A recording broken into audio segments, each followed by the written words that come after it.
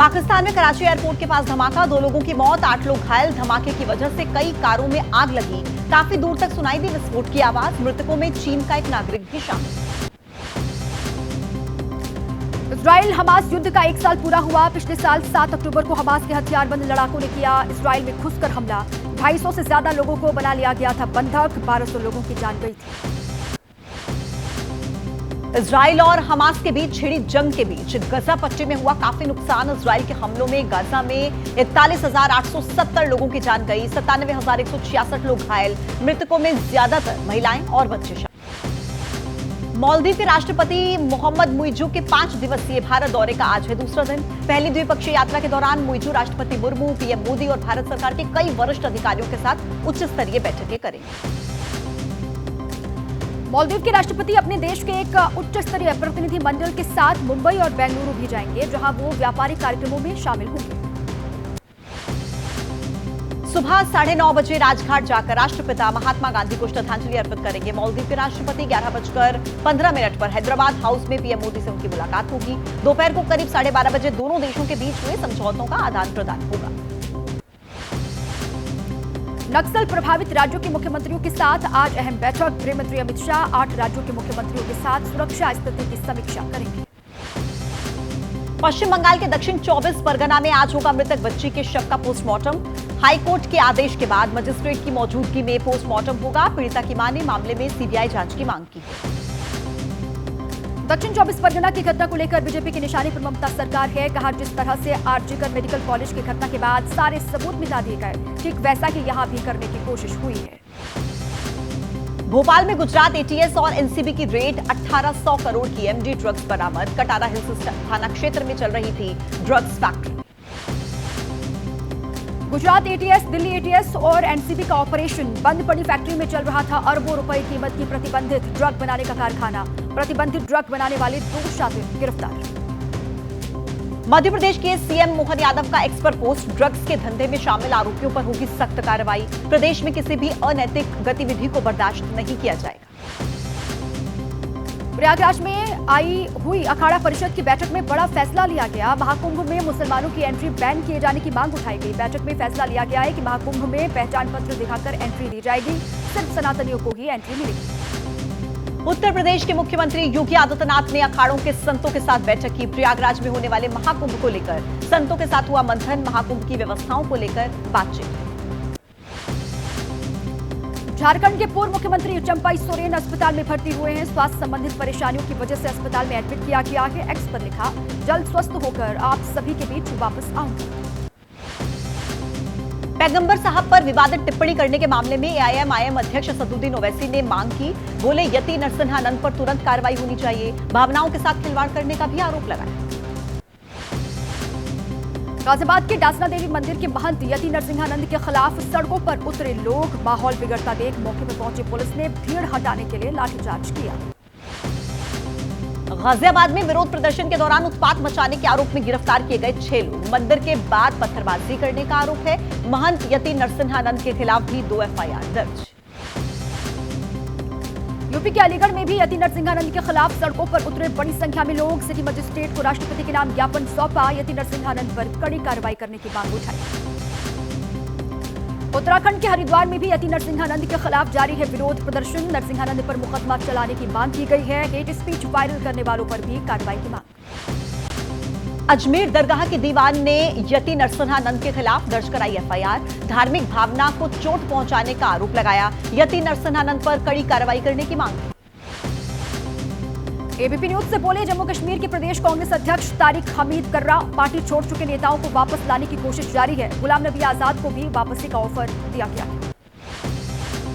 National conference अध्यक्ष फारूक अब्दुल्ला ने भरोसा जताया। जम्मू कश्मीर में नेशनल कॉन्फ्रेंस और कांग्रेस गठबंधन बनाएगा सरकार। समर्थन का ऑफर देने पर महबूबा मुफ्ती को कहा शुक्रिया। एग्जिट पोल्स के आंकड़ों के बाद जम्मू कश्मीर में भी सियासी हलचल तेज है। जम्मू डिवीजन के सभी कांग्रेस प्रत्याशियों के साथ कांग्रेस प्रदेश के अध्यक्ष ताकिर हमीद कर्रा ने बैठक की। हरियाणा में नतीजों से पहले कांग्रेस के खेमे में हलचल तेज। सैलजा के समर्थक बोले कि इस बार कुमारी सैलजा को मुख्यमंत्री बनाने का फर्ज निभाएं भूपेंद्र सिंह हुड्डा। एग्जिट पोल में हरियाणा में सरकार बनती देख पार्टी के नेता दिल्ली में डालने लगे हैं डेरा। भूपेंद्र सिंह हुड्डा भी पहुंचे दिल्ली। हरियाणा के पार्टी प्रभारी दीपक बाबरिया ने मुलाकात की।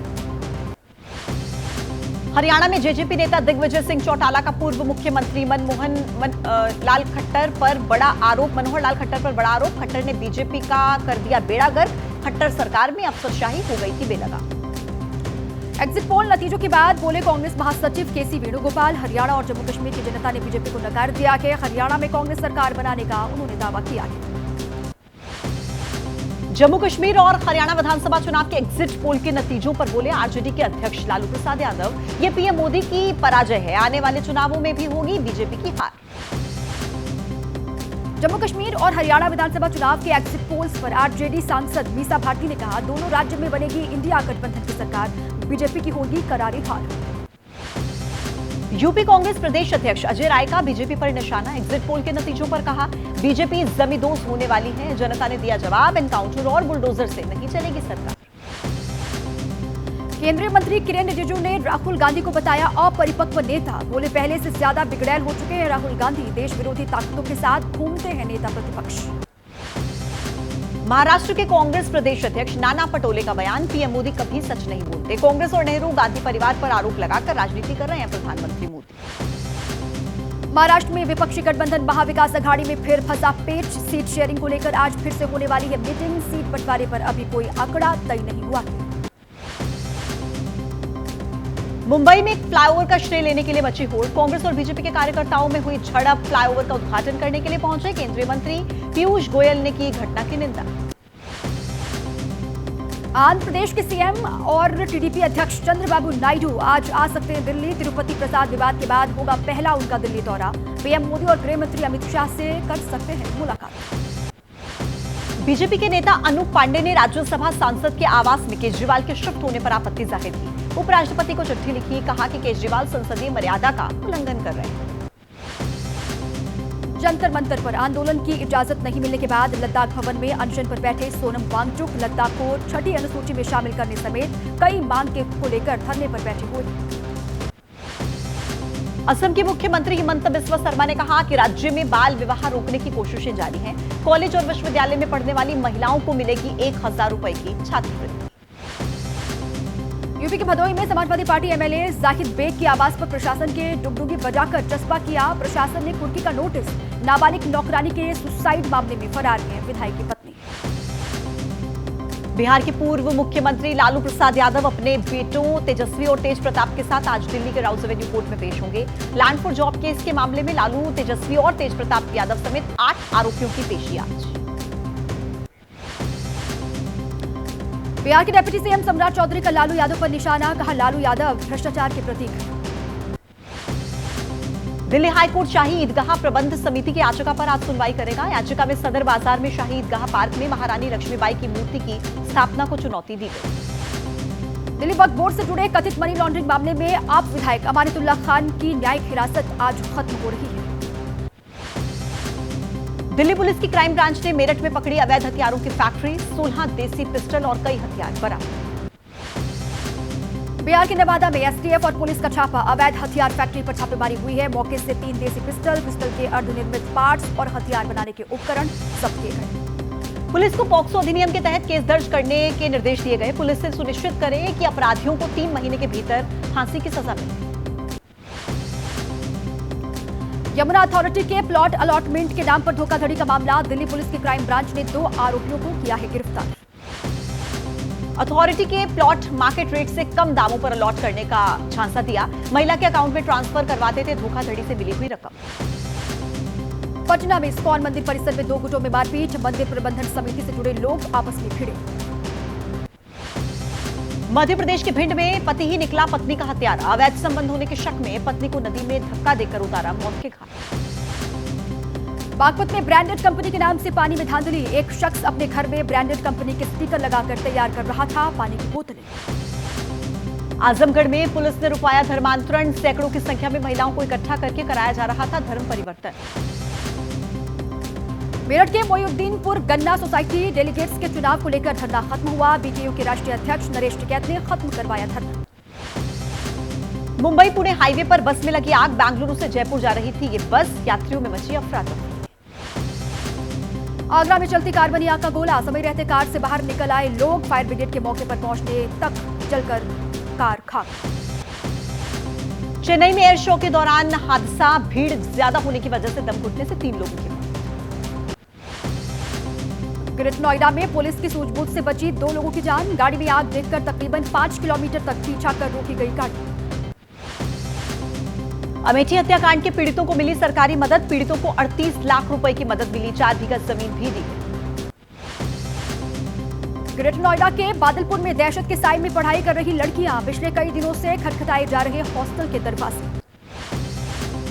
बादलपुर के गर्ल्स पॉलिटेक्निक कॉलेज का मामला। पिछले कई दिनों से खटखटाए जा रहे थे लड़कियों के कमरों के दरवाजे। डर की वजह से 187 में से 172 लड़कियां वापस घर लौटी। यूपी के बहराइच में 2 बच्चों पर तेंदुए ने हमला किया। खेत से घर लौट रहे थे बच्चे। तेंदुए के हमले में दोनों बच्चे गंभीर रूप से घायल हुए। उदयपुर में अभी तक नहीं पकड़ा जा सका आदमखोर तेंदुआ। गोगुंदा के जंगलों में कई घंटे तक चले ऑपरेशन के बाद भी नहीं मिली कोई कामयाबी। 19 सितंबर से अब तक 9 लोगों को बना चुका है अपना निवाला। गोगुंदा और बड़गांव के जंगलों में वन विभाग कर रहा है तेंदुए की खोजबीन। मुंबई में नवरात्रि के कार्यक्रम में पहुंचे भोजपुरी अभिनेता निरहुआ। नवरात्रि के कार्यक्रम में निरहुआ ने गाए भजन। कोलकाता में नवरात्रि पूजा पंडाल में पहुंचे सौरभ गांगुली। सौरभ गांगुली ने पूजा पंडालों का उद्घाटन किया। मां दुर्गा का आशीर्वाद भी लिया। इजरायल और ईरान के बीच तनाव की वजह से सोने की कीमतों में तेजी। जम्मू कश्मीर में सोने का कारोबार प्रभावित। बिहार के मोतिहारी में बाढ़ से लोग बेहाल हैं। घरों में पानी भर जाने से टेंट में रहने को लोग मजबूर हैं। बिहार के दरभंगा में बांध टूटने की वजह से दर्जनों गांव में बाढ़ आई। 29 सितंबर को टूट गया था बांध। बिहार के मुजफ्फरपुर में भारी बारिश के कारण हालात अब भी खराब हैं। मुजफ्फरपुर के कई इलाकों में बाढ़ जैसे हालात बने हुए हैं। ओडिशा के कई हिस्सों में रविवार को बदल रहा है मौसम का मिजाज। भुवनेश्वर के कुछ हिस्सों में हुई मूसलाधार बारिश। कर्नाटक के कई हिस्सों में भी जलभराव की समस्या। भारी बरसात की वजह से बेंगलुरु के निचले इलाकों में पानी भरा। मेघालय में बारिश और भूस्खलन से तबाही का आलम। मरने वालों का आंकड़ा बढ़कर हुआ 15। एक ही परिवार के 7 लोगों की जान। ग्वालियर में खेले गए पहले T20 मैच में भारत की जीत हुई है। टीम इंडिया ने बांग्लादेश को 7 विकेट से हराया। बांग्लादेश ने पहले बल्लेबाजी करते हुए बनाए थे 127 रन। 19.5 ओवर में ही आउट हो गई थी पूरी बांग्लादेश की टीम। सूर्य कुमार यादव ने खेली कप्तानी पारी। सूर्य ने 14 गेंद में 29 रन बनाए। हार्दिक की पारी भी रही बहुत शानदार। उन्होंने 39 रन की शानदार पारी खेली। हार्दिक ने 5 चौके 2 छक्के जड़े। बांग्लादेश का 1 विकेट भी चटकाया। भारत की ओर से सबसे सफल गेंदबाज रहे अर्शदीप और वरुण। उन्होंने बांग्लादेश के 3-3 विकेट चटकाए। T20 महिला विश्व कप में भारत की जीत। भारतीय महिला टीम ने पाकिस्तान को 6 विकेट से हरा दिया। पहले ही मैच में हारने के बाद टीम इंडिया की जबरदस्त वापसी। भारत की ओर से सबसे सफल गेंदबाज रही अरुंधति रेड्डी। उन्होंने 4 ओवर में 19 रन देकर 3 विकेट लिए।